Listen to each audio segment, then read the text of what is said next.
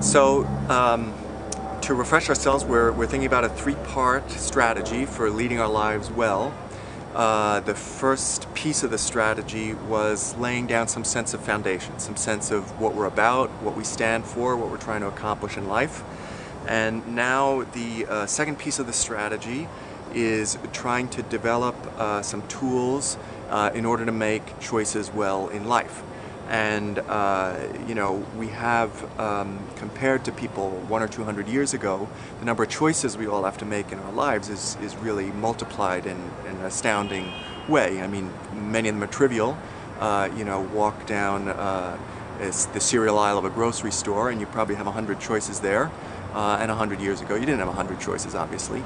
But many of them are profound. I mean, we don't choose careers once, most of us. We're going to end up choosing careers 2, 3, 4, 5 times. We're going to uproot our families, a lot of us, and have to think about going to different cities. We're going to have to make a lot of very important money decisions, how we use money, when it's time to move a house, when it's time to retire, and so on. So we all have lots of choices. And as I'm sure you're well aware, we have the paradox that we human beings, even though we have a lot more practice making choices, are actually not very good at making choices by many measures.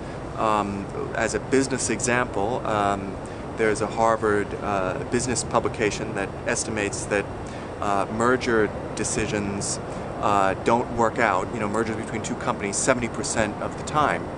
Now, when you think about it, in a way, this is the paradox of bad choices.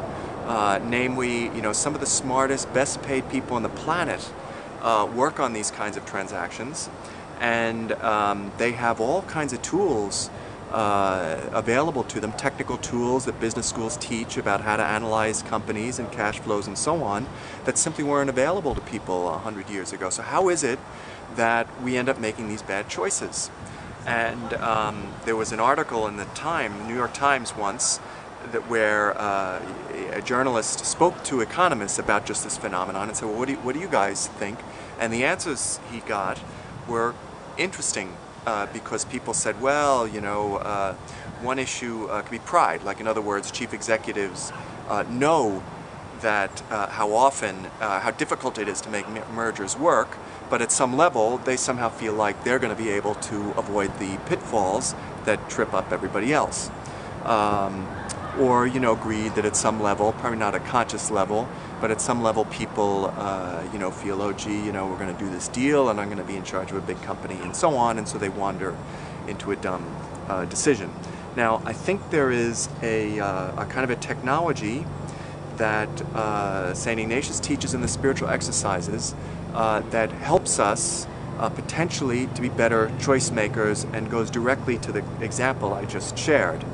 And this middle section of the book, this second part of the strategy, is all about techniques for being better choice makers. And I'm only going to talk about one of them. In one of the meditations in the spiritual exercises, Ignatius says, I'm paraphrasing, imagine if you inherit an enormous amount of money, what should you do with it? And, well, I guess a lot of people's instinct is to say, all right, well, this is a saint who wrote this meditation, so I guess the right answer is I give all the money to poor people and I would rejoice. And maybe that is the best thing somebody could do with a lot of money, but it's actually the wrong answer in the meditation. What he says is that the first thing we need to do whenever we face a major choice is to make ourselves free to pursue any legitimate course of action. So I could either keep the money or I could give the money away. And only when I feel I'm free am I in a position to make a good choice, and then I make a choice according to whatever is my goal or objective.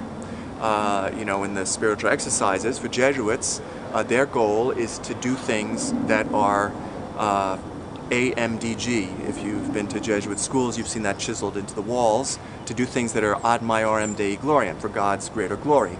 So the point, the more general point is, first we try to understand what could be holding us back from being free, and then we remind ourselves what we're trying to accomplish, and then we're in a position to make a better choice. This may sound a little abstract, so let me talk about a real kind of example in a business context. this sort of thing happens every year. There's a merger being contemplated between two companies that would be, good for shareholders, good for customers, makes perfect sense. And at a certain point, we have to figure out, well, who's going to run the combined company? And, neither of the CEOs, neither of the clowns will accept the fact that in a merged company, somebody must agree to be number two. So in the language of this meditation, we would say that each of these guys is so attached to his or her own ego that it gets in the way of their being free. They can't make a good choice.